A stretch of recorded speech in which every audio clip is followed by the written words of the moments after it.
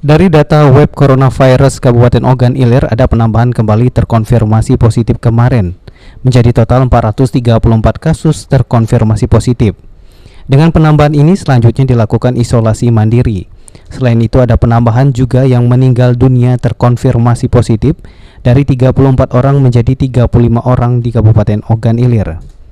Namun dari data tim Satgas COVID-19 Kabupaten Ogan Ilir, dari 434 yang terdata positif sudah banyak mengalami kesembuhan mencapai 363 orang dan masih menyisakan 63 orang, 8 orang dirawat dan 37 orang diisolasi mandiri.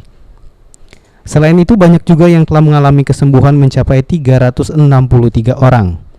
Masyarakat Ogan Ilir dihimbau untuk tetap menaati protokol kesehatan dengan mencuci tangan, jaga jarak, memakai masker, menghindari kerumunan dan beradaptasi kebiasaan baru untuk masyarakat produktif aman sehingga terhindar dari virus COVID-19.